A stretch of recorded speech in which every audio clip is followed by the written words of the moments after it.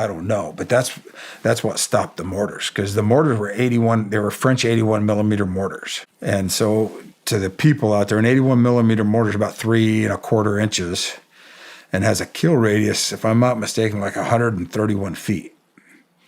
So if you're within that 131 feet, you have about a 90% chance of dying. I was within 15 to 17 feet of 3 of them. Oh, man.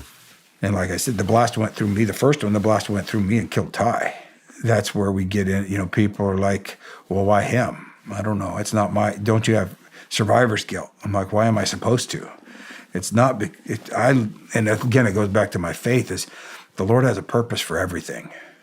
You know, and it's hard for non-Christians to really understand that, even young Christians sometimes, to understand that, you know, because, and I think I've heard you, you know, initially was you had a hatred, or at least to friends that got killed. Why would God let that happen? You know, and it's not that he let it happen or made it happen. Like, who am I to question, especially somebody to forgive me and take my sins?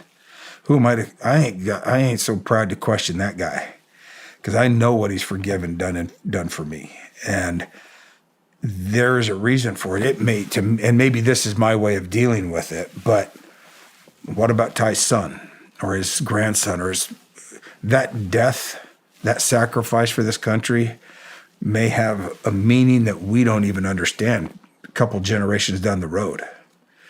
You know, I mean, my grandfather had 5 Purple Hearts, and that, why did he get injured and him live? But how did that affect me?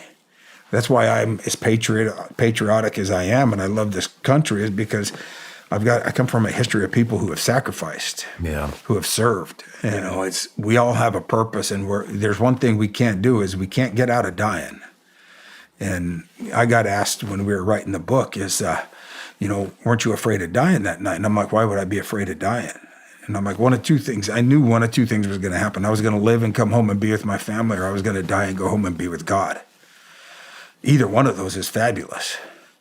And who am I to be so selfish that I think I'm so great I should live? That's up to him, not me. Yeah. My job is to serve him and serve the brothers and sisters I work that I'm in a firefight with. Those are the thoughts you were having up there. Yeah. That's incredible, man.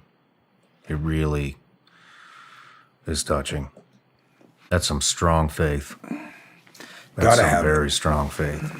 It's because of him. It's given me that grace, that ability to do it. And I was going to write a book on my own at first, but it was going to be a biography about my whole life. But before I signed it, I went to the other guys and said, hey, I think this story needs to be told by all of us.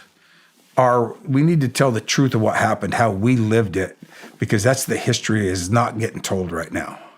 So we ended up doing it together. But they asked me, they're like, well, don't you hate the people that were trying to kill you? And I'm like, why would I hate them? And they're like, well, they were trying to kill you. I'm like, well, I was trying to kill them too. I'm like, I don't have to hate somebody to kill them. And then I thought how that sounded. I'm like, I can't have hate in my heart doing that job, because that's when killing becomes murder. Because if you really go back and you study the Bible and you look at the 10 Commandments, it doesn't say thou shalt not kill. And what's the difference between murdering and killing? It's hate in your heart. And, you know, it's not, the action isn't what's bad. It's how you are in your heart. I can't allow that, because that turns anything I do into something bad. A lot of our leaders try to get us as warriors to hate the people that we're going to war against. Yeah. Because it's easier. They only understand that kind of killing. You know, that's great advice, man. Or I don't even know if that's advice, but that's a great way to live. I mean, I really struggle with the hate. And to be honest with you, I struggle with the hate more now that I'm home than I ever did when I was doing that job. Mm-hmm. And I pray that it leaves. I try to think about other things. But the way this country's headed, it is very hard for me to to even attempt to keep hatred out of my heart.